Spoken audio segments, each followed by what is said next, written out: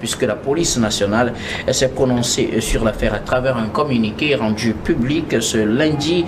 Alors dans ce communiqué, puisqu'on ne pourra pas lire tout le communiqué, permettez que je donne un résumé de la situation pour donner la parole à nos invités. Dans son communiqué, la police a retracé les faits, estimant que la manifestation, que le député Guy-Marius Sagna était dans le cadre d'une activité donc de la troisième session extraordinaire du Parlement de la CEDEAO. À cette occasion, toutes les dispositions idoines ont été prises pour assurer le bon accueil et la sécurité de tous les participants, ainsi que le bon déroulement des activités. Le communiqué a noté également que le député participait donc à une manifestation de la CDPA, manifestation qui devrait avoir lieu normalement dans l'enceinte d'une église, qui a été finalement annulée, ou du moins interdite plutôt, pas annulée mais interdite, et que les organisateurs ont décidé de délocaliser la manifestation et qu'elle tienne au siège donc du parti, alors que cela, selon le communiqué de la police, n'a plus été notifié aux autorités pour que les dispositions idoines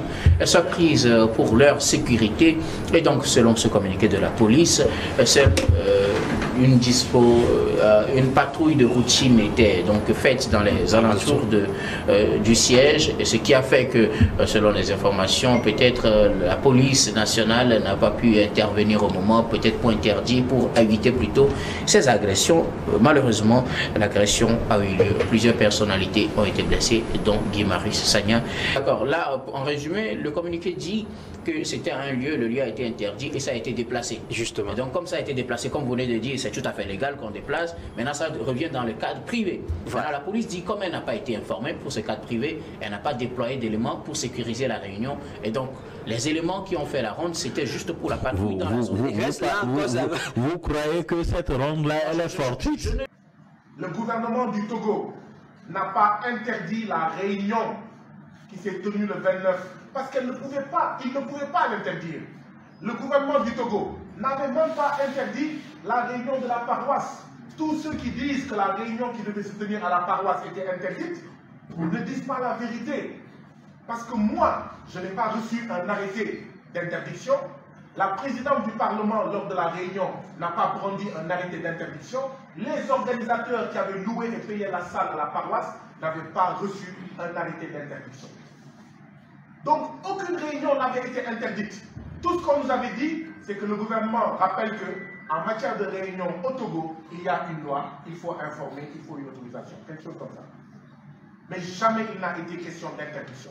Si le Parlement de la CEDEAO parle d'interdiction de réunion, le Parlement de la CEDEAO ne dit pas la vérité.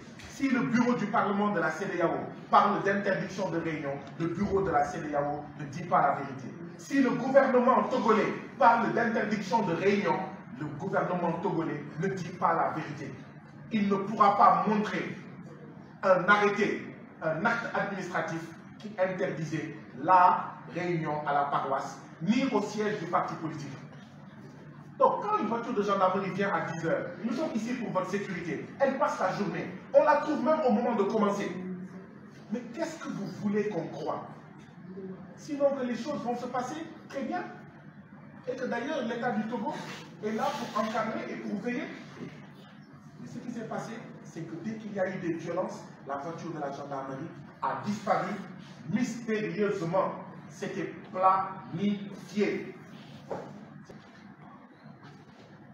Le dimanche 29 septembre, à partir de 10 h, il y a eu une voiture de gendarmerie qui est arrivée au siège du parti politique.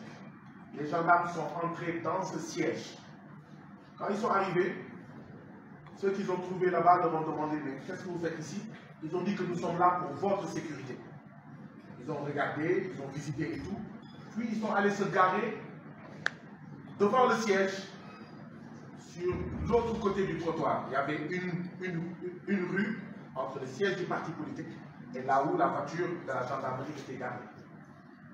Depuis 10 h du matin. Quand nous arrivions au siège, quand nous sommes descendus de la voiture pour entrer dans le siège, moi j'ai aperçu la voiture de la gendarmerie qui était là-bas depuis 10 h.